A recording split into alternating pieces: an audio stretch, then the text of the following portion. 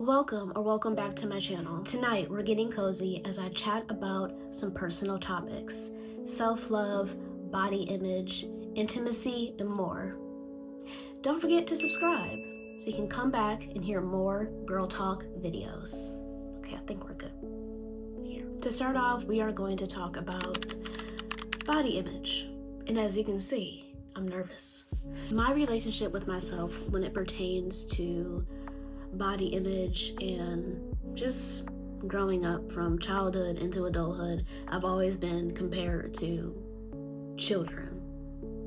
It comes from jokes that have to do with my height and I guess just how I look, so just my appearance, but mostly my height, from all walks of life. There was belittling, bullying, and jokes, whether that was in school or in the workplace.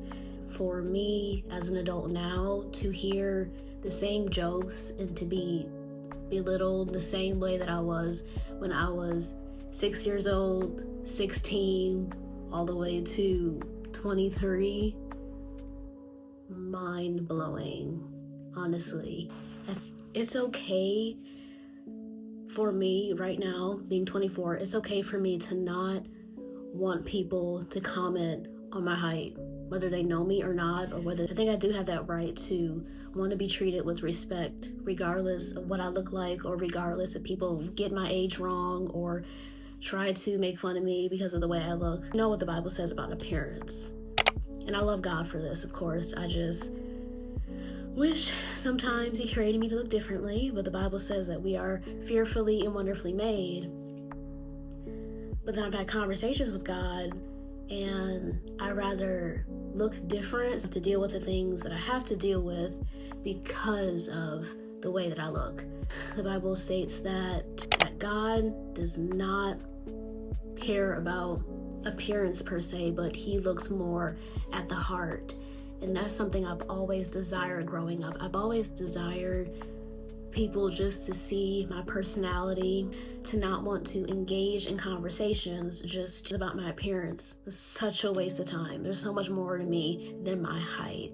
My skin color and hair texture. I think that growing up, I went to a private school. And no, I was not the only minority growing up in a private school. Outside of school, I did have interactions with different peers who said things about, my hair being a perm or it being fake, and people always touching my hair, and not knowing as a child that I don't have to let everyone touch my hair. It's okay to not identify myself with just my hair and how I look. And I know we can have a whole discussion on the difference between skin colors and how certain skin complexions get certain things over the others. Oh, we can talk about that all day. But that's not what this video is about. I don't know. All the way up to now, my hair is my hair. I am African American. I am Puerto Rican, and that's from my family. That is who I am, but I can't identify myself just by my skin color. But growing up, I was uncomfortable with people touching my hair, and I did not know how to say no as a child. And I didn't know that was a boundary for me. I did not want people touching my hair, but they did. Just froze, kind of let it happen. I don't know why you want to touch someone's hair. Like, leave their hair alone. No one knows where your hands have been. I just hope that I can meet people and be surrounded by people that don't fixate on that, no matter how old they are. People can grow up a certain way, and that's what they project, how they've grown up, and they just perceive others based on how they look, and that's all they want to focus on. But I am more than my height. I'm more than my skin tone. I'm more than what I wear. I'm more than what I do. Because at the end of the day, we all can't compete with death.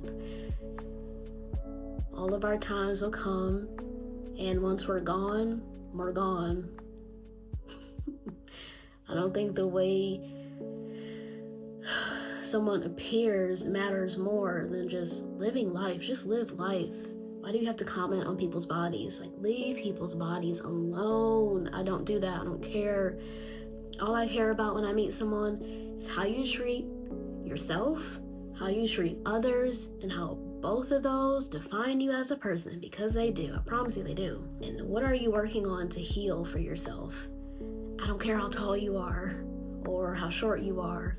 What I can talk about demonstrating self-love, the ways where I discovered myself in self-love is in those situations where it's people that I love or peers or people that I'm around. I decided that whether I've been accused of things that I never did, accused of things that I've done, or had to deal with negative comments under my videos on any platform, yes, it made me sad and confused, but I just decided in myself that everyone is grieving from something in their lives. The whole saying that, I'm trying to remember, the way someone treats you, is how they feel about themselves. But I turned that around back on me, because when it comes to self-love, you have to dig deep into yourself and see all your flaws, all your toxic traits, all the negative things that you do to yourself, all the self-sabotage. To that back to me. Whatever I do to someone else is how I see myself. That's where the self-love journey started with me. Also, you can't fix people, right? You can't take on other people's insecurities. I did that a lot growing up, and then it came into adulthood, but now I can see it as a full picture being older, that people's insecurities, people's negativity, and the way they see things is probably why they made those comments verbally or online. It's nothing to do with you, but when you take in those insecurities and you start believing them or letting them grow in your mind, and you believe those more than you believe in God, then it can get a little messy and tricky. Because our thought process, we have to work on that too. Yes, we can pray about it and say, God help me, or take these thoughts away, but you have to do the work too. I don't know if God will just take thoughts away from you. God just may want you to work through those thoughts, figure out the root, get the help that you need, talk to a good friend, get a therapist, journal it out, work through it, be honest with yourself, when it comes to those. Most of the negative thoughts that we hold in our minds, most of the negative thoughts that I have are not from me. I promise you, when I was born, as soon as I was put in my mother's arms, I did not know that the way that I look and the height that I would be the center focus point of my external life. I didn't know that. When I came out, I don't even know if I had thoughts. I was a baby. I had thoughts. But when I came out, I was just in the world. I didn't know. I didn't know there would be issues when it comes to my skin color or my height or my hair. I didn't know that. I just came into the world. Hey, how you doing? My birthday is January 24th now. Hey. Those things are said from people all over. Because I've never put anybody out there who said them. Because, they have to live with what they do. And I have to live with what I do. Period. But yes, I didn't know those things. They were brought on to me by people. I do believe that most of my negative thoughts are not from me. They're from things that happened to me, and I don't remember everything, but I know it's not my own voice saying those things. I don't want to walk out the house and feel like I have to defend myself or make sure I'm healing from things that people are saying. I don't want to feel that way, and I don't want to deal with that.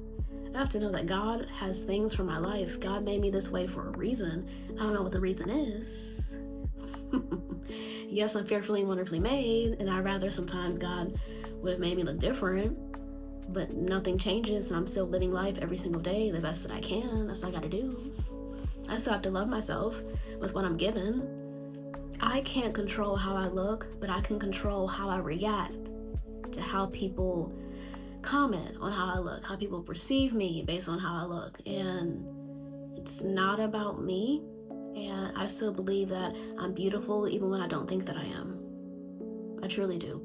When those bad days come and it's just attack after attack after attack, I lay in the bed at night and I go to sleep and I wake up the next day, still trying to pursue the dreams that I have and being vulnerable and always showing myself. So obviously there's still some confidence in there, because if I didn't have the confidence that I have today, I wouldn't be sitting here talking and doing what I love. And I'm still showing myself in this very vulnerable place to show yourself on social media. I don't know who's watching this, and I don't care. What people say about me doesn't change the truth about who I am. My name is my name, my height is my height, my skin color is my skin color. Everything I've been through is real, my age is real. I'm a breathing human being, and I'm not perfect, but I love me. And I hope you love who you are too. When I love myself the most, when I am speaking up for myself in all situations, despite the fear that it has in me, despite shaking hands or sweating or a shaky voice, I am proud of myself for the barriers that I broke through last year of speaking up for myself, especially in the workplace, when I was in the workplace. I couldn't have done that without God, of course, and in personal relationships, just speaking up for myself and saying no, or just making sure that I am being heard and telling the truth. Making myself a cup of coffee or tea in the morning when my thoughts are negative, when I'm feeling the video that I just made, no one will watch. Still taking care of myself and just trying to energize myself in the morning to say, you know what? Try again, write again, read again, edit the video, put it up, try again, study, keep following your dreams. I didn't look at it in the way that we're not supposed to as Christians, but I did look at it in a way is that I forgive myself for the things that I've done that brought shame, that brought guilt, that brought me further away from God, even though God never leaves you. But yes, now I see my past self as someone who got me to where I am today. I love her truly, I forgive her, and I want to be who I am without her. Despite all the things that I've done, I wouldn't be who I am without her, so I love her so much. At some point in life, I did try to identify myself with, being the nice girl. No, say no. Be kind, do people the way you want to be treated, pray for people, forgive people for their wrongs to you, their sins against you, yes, but I can still say no, because God doesn't want you to be fake and phony now. So healthy competition for myself, I've been trying to dive into this year. Drive for being better than I was, but also be inspired by myself. I think it's great to be inspired by other people, but just watching my own videos helps me to make more videos. One, giving myself rest without feeling guilty about it. Self-validation. When it comes to self-validation, my struggles I'll talk about first, and then I'll talk about my triumphs. I feel like they're just gonna be woven together. Okay. Education. I did feel as if I did validate myself from education. I've always wanted to be the straight A girl, the straight A student. Never was. But I still graduated from my dream school, my dream college that I've always wanted to go to. I got accepted. I graduated on time despite a pandemic. In my own mind and comparison just on that, but I think I wanted to validate myself on being a straight A student. I've always wanted to be that. I saw those people as, strong and confident and smart. Like, who doesn't want to be smart? I wanted that so bad. I just know that when I was in private school, people will always get these awards, and their awards would be based on their grades, being on the honor roll. I never got to do that. And the first award that I ever received is just perfect attendance. And I was so happy about that that the next year I didn't get perfect attendance, and I was really sad. I was really sad. I didn't know then, but I was trying to validate myself on my grades, and I always thought that was just a default for me. Between elementary school, middle school, and high school, I always thought that was a default, that I just wish I could be the straight A student and it'll make me a better person. It'll make me look good, you know, to the external world. But graduating from my dream school, that's amazing. And I have to know that that is enough, but I can't validate myself with that anymore. Friendships. Woo. Junior year of college, I didn't have any friends. But my senior year of college, I did try to put myself out there. Rejected. Left and right and left. Making friends was a part of my identity growing up. I promise you it was, because I thought, well, since I can't be the straight A girl, well then I'll be the good friend girl. Being a good friend validated me as being a good person. Being a straight A student validated me as being a good student and a good person. I had to let those things go. College was hard, okay? And for me, it wasn't the first time that I failed, which is great, because I feel like those people flip out when they fail something for the first time. So at least I wasn't that person. I learned to let those things go the hard way. Not every person that I want to be friends with will be friends with me. I won't pass every single test or quiz, but it doesn't define me. There's so many other things that define me. God. Best way to deal with self-validation is to recognize your own faults, but to give yourself room to not judge yourself in those circumstances in your life that you've dealt with, you know, maybe sin or validation or wanting something that doesn't want you back. It doesn't have to always be friendships or relationships. It can just be jobs, careers, creativity, places you want to move to. It could be anything. Self-validation is broad. No faults without judgment. That's how you can heal from self-validation and put it elsewhere. Put it in God, put it in reading your Bible and what he says about you and how he loves you truly and dearly for who he made you, who he wanted you to be. And also, he already knew you would go through these things in your life. He already knows what you're going through right now. He knew what you went through in the past, what you'll go through in the future, but he still loves you and Jesus still died for you. So obviously, you're worth dying for. You are worth everything. And so am I, so we worth everything. We here. Let's talk about living together before marriage. There's so many couples that live together and they're not married, and I see it all over social media. And sometimes it looks great, and some people may not believe in this either too, that living together before marriage, you know, is not bad. And I think that the world and the church and people who are Christians are not Christians. For me, this is my opinion on it. If someone was in their 60s and they started dating, right? And they move in with the person that they're dating, no one would blink an eye.